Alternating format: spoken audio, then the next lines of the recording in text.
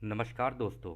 Law of one यानी एक का कानून, या कह लीजिए एक का ज्ञान, या कह लीजिए एक के तरीके। यह उसका 11वां सत्र है जो कि जनवरी 28, 1981 को रिकॉर्ड किया गया था। यह दोहराया जाता है कि इस किताब के द्वारा दी गई सभी सूचनाएं और जानकारियां आप जान भी सकते हैं, मान भी सकते हैं, नज़रअंदाज भी कर सकते हैं और सिरे से खारिज भी कर सकते हैं, क्योंकि यह आपकी फ्री विल है जो अनंत रचयिता द्वारा आपको दी गई है। दोस्तों, यह भी दोहराया जाता है कि इस किताब की दी गई सारी चीज़ें फ्री हैं सबके लिए। इसमें दिए गए चित्र, इसमें दिए गए चलचित्र, वह भी सबके लिए फ्री है। यदि कोई इसको निजी स्वार्थ के लिए इस्तेमाल करता है तो वह उसकी व्यक्तिगत जिम्मेदारी है। तो अब हम आगे चलते हैं। तो जैसा कि हमेशा राह कहते हैं, हम तुम्हारा स्वागत अनंत रचयिता के प्रेम और रोशनी में करते हैं। अब हम बात करने के लिए तैयार हैं। तो पहला सवाल डॉन करते हैं, क्या हम आपका बताया हुआ तरीका जिससे हम आपसे संपर्क स्थापित करते हैं इस किताब में डालें? तो रा कहते हैं, यह इतना महत्वपूर्ण नहीं है क्योंकि यह तो हमने कार्ला द्वारा तुमसे संपर्क स्थापित करने के लिए बनाया था। तो फिर डॉन कहते हैं, आपने पिछली बार बताया था कि मेल्डेक जो कि नष्ट हो गया था वह युद्ध का परिणाम था। तो अगर वह नष्ट नहीं हुआ होता तो क्या वो ग्रह खुद की सेवा वाली सोच के लोगों का होता? और क्या वहाँ के लोग आगे चौथी पांचवी ग्रहवताओं में इसी रास्ते पर चलते? तो रा कहते हैं, वहाँ के लोगों के समाज काफ़ी हद तक तुम्हारे जैसे ही थे क्योंकि उनकी ऊर्जाएं मिली जुली थीं। इसलिए हालांकि पता नहीं, परंतु एक मिक्स टाइप की कटाई होती। कुछ खुद की सेवा वाले के रास्ते पर कटाई पे जाते, कुछ दूसरों की सेवा में, और ज़्यादातर दोबारा तीसरी घनत्वता दोहराते। यह इसलिए होता है क्योंकि ऐसी स्थिति में एक ही वक्त पर कई संभावनाएं रुकती भी हैं और नई पैदा भी होती हैं। यह इसी कारण होता है। तो दोस्तों, इस केस में क्या होता है कि खुद की सेवा वाली सोच के लोग और दूसरों की सेवा वाली सोच के लोग मिले जुले होते हैं हमें। जैसे कि अभी रा ने बताया कि तुम्हारे ग्रह के जैसे ही थे वहाँ के लोग जो मिले जुले थे, मतलब हर किसी की सोच अलग अलग थी। कोई कुछ सोच रहा है, कोई कुछ सोच रहा है, कोई खुद की सेवा के रास्ते पर है, कोई दूसरों की सेवा के रास्ते पर है, और कोई ऐसे हैं जिनको अभी भी पता नहीं है, वो दोबारा अपनी घनत्वता रिपीट करते हैं। तो फिर डॉन कहते हैं, क्या हमारे सूरज के पीछे भी कोई ग्रह है जो परिक्रमा कर रहा हो और हमें दिखता ना हो? तो रा कहते हैं, एक ग्रह है जो कि काफ़ी ठंडा है, परंतु इसे अभी ग्रह नहीं कह सकते क्योंकि यह अभी पहली घनत्वता में ही है। तो दोस्तों, इसको समझने के लिए ना आपको इस चित्र को देखना पड़ेगा। ये इसी तरीके से बनाया गया। ये जो बीच में है ये हमारा हो गया सूरज, पहला ग्रह हो गया आपका बुध, फिर हो गया आपका शुक्र, और फिर हो गया हमारी धरती, ये रही इधर सीधे हाथ पे। अब जब हमारी धरती घूमती है ना, मान लो ये उन्होंने कहा कि सूरज की दूसरी तरफ, तो हमने सूरज की दूसरी तरफ रख दिया यहाँ पे एक ग्रह और, इसी के ऑर्बिट में एक ग्रह और रख दिया। तो यदि अगर हमारी सूरज तो अपनी जगह पे गोल गोल घूमता है, ये सूरज ऐसे परिक्रमा नहीं करते हैं, सूरज तो अपनी जगह पे घूमेंगे। तो इधर से अगर ये यहाँ घूमी तो ये भी यहाँ से यहाँ घूमेगी, इसीलिए सूरज के पीछे की चीज़ दिखेगी नहीं। यदि ये यहाँ से यहाँ गई तो ये भी यहाँ से यहाँ घूमेगी, इसीलिए दिखेगी नहीं। दोनों एक दूसरे को देख नहीं पाएंगे, परंतु सूरज के पीछे की तरफ है, तो यही बात रा यहाँ पे कहना चाह रहे हैं। तो अगला सवाल डॉन करते हैं, जैसे कि अब हमारा युग खत्म हो रहा है और कटाई नज़दीक है, तो क्या ऐसी स्थिति है कि कोई इस ग्रह से दूसरे चौथी घनत्वता के ग्रह पर जाए जो कि खुद की सेवा वाले का हो? तो रा कहते हैं, हाँ, ऐसी संभावनाएं हैं कि ऐसे कुछ लोग कटाई के बाद ऐसे ग्रह पर जाएं, हालांकि ऐसे कम ही हैं। तो डॉन कहते हैं, क्या आप हमें हिटलर के बारे में बता सकते हैं कि उसे क्या हुआ? तो रा कहते हैं, अभी उसकी आत्मा की हीलिंग या इलाज चल रहा है तुम्हारे मिडल एस्ट्रल प्लेन में, जो कि तुम्हारे ग्रह की ऊर्जाओं में है। वह बहुत ही घबराया हुआ था, कह लो भ्रमित हो गया था। हालांकि उसे पता था कि शारीरिक रूप से वह मर चुका है, फिर भी उसकी वह आत्मा का ध्यान से इलाज हो रहा है। तो दोस्तों, इवन हिटलर भी देखो आप कितना क्रूर था, बहुत ज़्यादा क्रूर, उसकी भी आत्मा का इलाज हो रहा है, क्योंकि जब उसने शायद अपने आप को गोली मारी होगी तो हो सकता है कि एकदम से उसको लगा होगा कि ये क्या हो गया अचानक से, अभी तक तो सही, अभी तक तो मैं जीत रहा था, ये अचानक से गोली मार के यहाँ कैसे आ गया अपने आप को। तो अगला सवाल डॉन करते हैं, क्या हमारे इतिहास में कोई ऐसा था जो चौथी घनत्वता के खुद की सेवा वाले ग्रह पर गया हो या कोई जा रहा हो? तो रा कहते हैं, ऐसे कुछ ही हैं, हालांकि कुछ ऐसे हैं जिन्होंने छठी और सातवीं से लेकर आठवीं घनत्वता को प्राप्त किया है। यह अनंत बुद्धिमानी की घनत्वता है, और यदि वो चाहे तो कभी भी अपनी कटाई करवा सकता है। मतलब दोस्तों ये है कि छठी घनत्वता जो होती है ना, मतलब अभी तो हम तीसरी में हैं, तीसरी के बाद चौथी आती है, पांचवी आएगी, छठी आएगी, तो ऐसे करते करते सातवीं भी आती है, फिर आती है आठवीं। अब आपको पता चलेगा कि आठवीं घनत्व क्या होती है, वो आगे देखेंगे हम। तो वो कह रहे हैं कि आठवीं घनत्वता ही होती है जहाँ पे अनंत बुद्धिमानिता होती है, सब कुछ सारी नॉलेज वही होती है पूरे ब्रह्मांड की, यानी रचयिता का ज्ञान। तो डॉन कहते हैं क्या आप इनके इतिहास के नाम बता सकते हैं? तो रा कहते हैं एक का नाम तारस बुल्बा था, एक चंगेज खान और एक रासपुतीन, ये तीन नाम थे। तो डॉन कहते हैं उन्होंने यह प्राप्ति कैसे की, इसके लिए क्या आवश्यक था?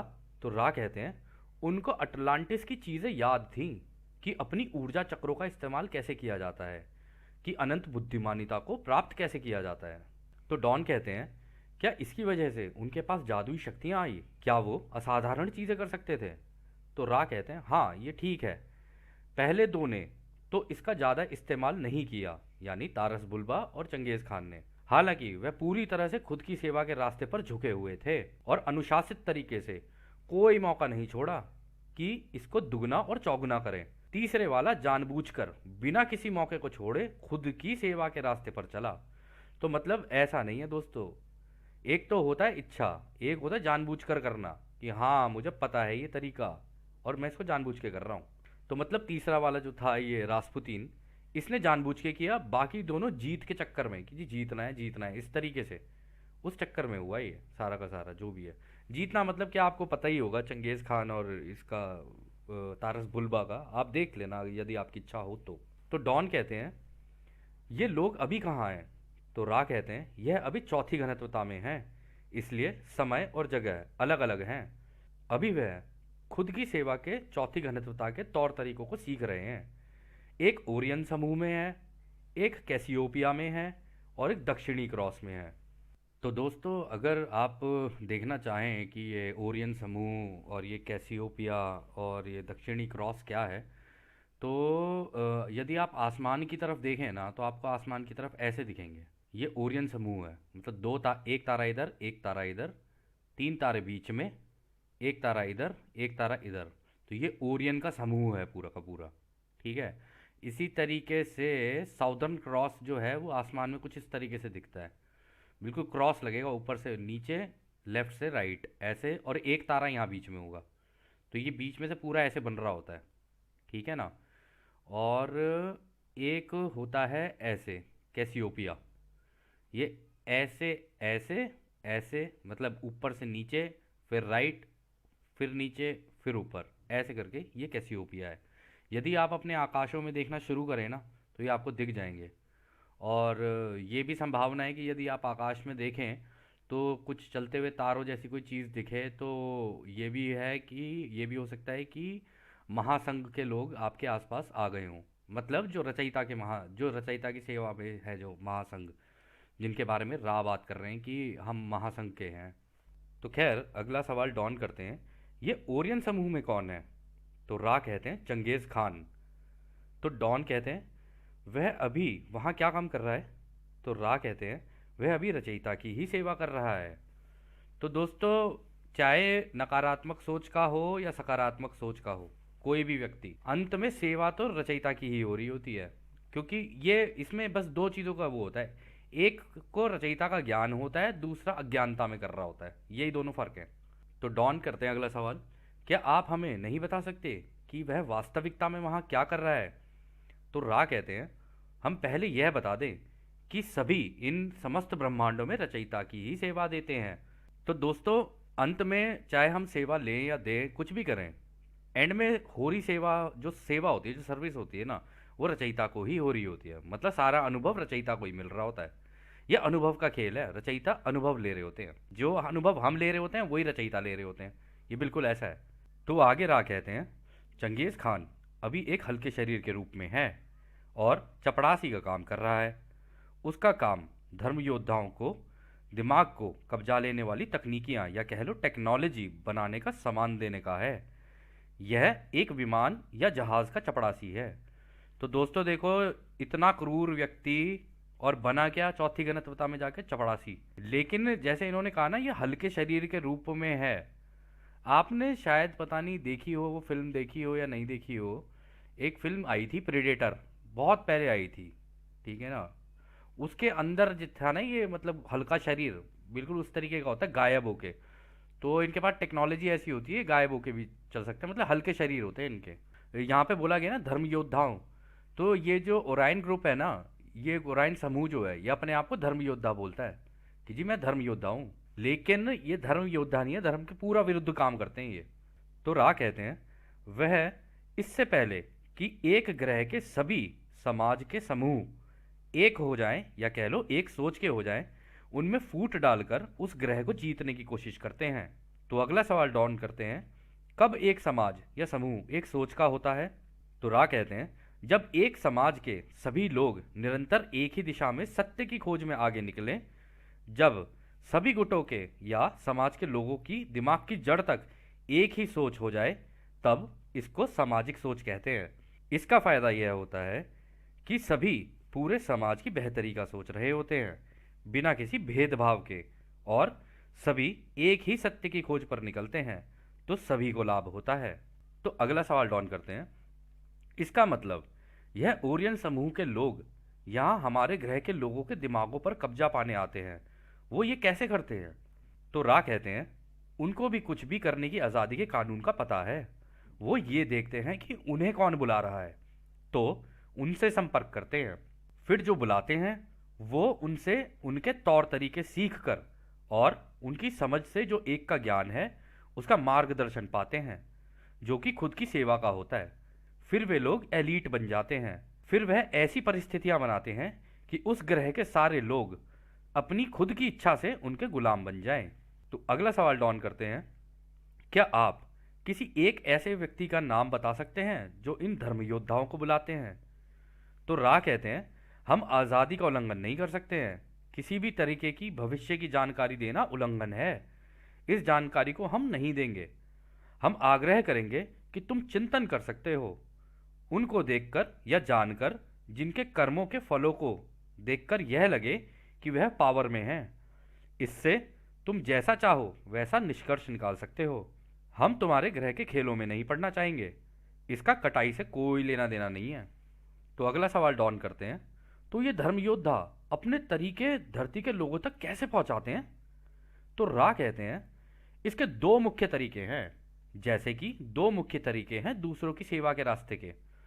ऐसे कुछ लोग हैं तुम्हारे यहाँ जो कि कुछ ऐसे अभ्यास और अनुशासनों का पालन करते हैं जिनसे ऐसी जानकारियां और शक्तियां प्राप्त करते हैं जो कि अनंत बुद्धिमानी के दरवाजे को पार करके ली जा सकती है। तो दोस्तों यहाँ पे ये पता है क्या बोल रहे हैं, तरीके तो दोनों के पास ही हैं, मतलब खुद की सेवा के रास्तों वालों के पास भी और दूसरों की सेवा के रास्तों के पे चलने वालों के पास भी। तो अनंत बुद्धिमानी का मतलब हो गया कि उनको ये पता है कि इसी हवा में से चीज़ें कैसे निकाली जाती हैं और बनाई कैसे जाती हैं, इसको कहते हैं अनंत बुद्धिमानी। तो आगे राह कहते हैं और कुछ दूसरे हैं जिनको कुछ ऐसे शब्दों का इस्तेमाल करना आता है कि ये दरवाज़ा खुलता है और खुद की सेवा के रास्ते का संपर्क बनता है, जिससे शुद्ध तरीके से दूसरों को चालाकी से बिना किसी मुश्किल अभ्यास और दबाव के इनको प्राप्त किया जा सके। तो डॉन कहते हैं किस तरह की जानकारियां ये धर्म योद्धा उन लोगों को देते हैं? तो रा कहते हैं वो एक के ज्ञान को ही देते हैं, परंतु खुद की सेवा के रास्ते पर झुकाव पैदा करने या कह लो पालन के लिए यह जानकारियां तकनीकी टेक्नोलॉजी बनती हैं। फिर जैसे कि महासंघ के भी लोगों ने दी हैं दूसरों की सेवा के लिए। इस समूह द्वारा दी गई टेक्नोलॉजी या कह लो तकनीक अलग अलग रूप से दूसरों पर नियंत्रण और हेर फेर करने के लिए हैं, ताकि खुद की सेवा करवाई जा सके। तो अगला सवाल डॉन पूछते हैं, क्या आप ये कह रहे हैं कि कुछ वैज्ञानिक इस तरह की जानकारी को मस्तिष्क में टेलीपैथी से प्राप्त करते हैं जिससे इस्तेमाल में लाने वाले यंत्र बने? तो रा कहते हैं हाँ यह ठीक है। हालांकि अच्छे तरीके से तुम इस हिस्से को यह कह सकते हो उन वैज्ञानिकों का झुकाव था तो इसको शांतिपूर्ण तरीके से इस्तेमाल करने का, ताकि विकास हो। परंतु कुछ दूसरे वैज्ञानिक जिनकी सोच खुद की सोच की थी, उन्होंने इसमें विनाश की संभावनाओं को देखा। तो अगला सवाल डॉन करते हैं, क्या इसी तरह हमको न्यूक्लियर ऊर्जा का पता चला? क्या वह दोनों तरीके की थी, सकारात्मक और नकारात्मक? तो रा कहते हैं, हाँ यह ठीक है। जो वैज्ञानिक थे वो दोनों तरह के थे। काफी हद तक वैज्ञानिकों का झुकाव सकारात्मक ही था। जिन वैज्ञानिकों ने इन पहले वाले वैज्ञानिकों के काम को आगे बढ़ाया वो मिले जुले थे, परंतु उनमें से एक बिल्कुल ही नकारात्मक सोच का था। तो डॉन कहते हैं, क्या यह व्यक्ति अभी भी हमारी धरती पर है? तो रा कहते हैं, हाँ यह ठीक कहा। तो डॉन कहते हैं, तो हम अनुमान लगा रहे हैं कि आप उसका नाम नहीं बताएंगे और जानना चाहेंगे कि निकोला टेस्ला को यह जानकारी कहाँ से मिली। तो रा कहते हैं, निकोला को यह जानकारियां महासंघ के द्वारा ही दी गई थी, क्योंकि वह मदद चाहता था, ताकि वह सभी समाज के लोगों की मदद कर सके। पर यह दुर्भाग्य ही है, जैसा बाकी घुमक्कड़ों या कह लो रमते जोगियों की तरह तीसरी घनत्वता के माया जाल में उनके साथ के लोगों ने ही उनके रास्ते में बाधाएं डाल दी, जिसके कारण वह अपने उद्देश्य से ही भटक गया। तो दोस्तों यहाँ पर ये जो बोलते हैं ना कि दुर्भाग्य से ये बाकी जैसे इनको अंग्रेजी में वॉन्डरर बोलते हैं, हिंदी में इसको आप घुमक्कड़, इनको आप घुमक्कड़ कह सकते हो या रमता जोगी कह सकते हो। अगर आपको याद हो शायद रामायण में, या आपने देखा हो बाकी भी जगहों पर, तो बीच में वो आते थे ना, नारायण नारायण करते हुए। तो वो आपने नोटिस किया होगा, मैसेंजर का काम करते हैं, वो मैसेज देने के लिए आते हैं। तो वो यहाँ पे उनकी बात हो रही है कि हम उन्हें भेजते हैं यहाँ पे पैदा होने के लिए। जब वो यहाँ पैदा होते हैं ना तो हमारा मैसेज देने के लिए आते हैं तुम्हें, ये लो मैसेज है, ये रचयिता का मैसेज है तुम्हारे लिए आगे के लिए। तो इनका काम ये होता है, या वो मदद करने के लिए आते हैं इस धरती के ऊपर कि इस धरती की मदद की जा सके। तो डॉन कहते हैं, टेस्ला का काम किस तरीके से इंसानियत के काम आता और इसके उद्देश्य क्या थे? तो रा कहते हैं, वह चाहता था कि धरती के सारे लोग अंधकार से बाहर आएं। वह धरती की ऊर्जाओं का इस्तेमाल करके पूरे ग्रह के लोगों को फ्री में बिजली और ऊर्जा देना चाहता था। तो डॉन कहते हैं, क्या यह अंधकार से आज़ादी एक के कानून के अनुरूप है और इससे होता क्या है? तो रा कहते हैं, इससे दो अनुभव पैदा होते हैं। पहला, एक तो पैसे की ज़रूरत नहीं पड़ेगी ऊर्जा के इस्तेमाल के लिए, और दूसरा यह कि खाली वक्त में खुद की और एक के ज्ञान की खोज के लिए आज़ादी मिल जाती है।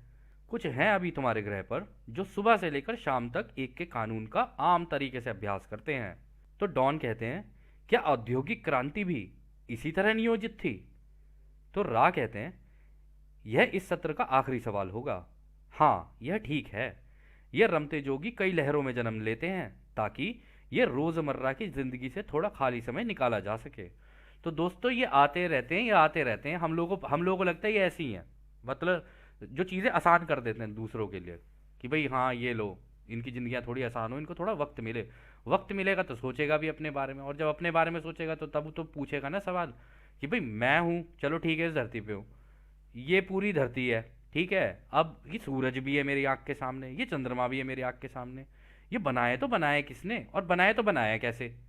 तो ये सारी चीज़ें ना जब इंसान सवाल करने लग जाता है ना, तो अपने आप ही उत्सुकता की वजह से ना वो आगे निकलता चला जाता है, चला जाता है।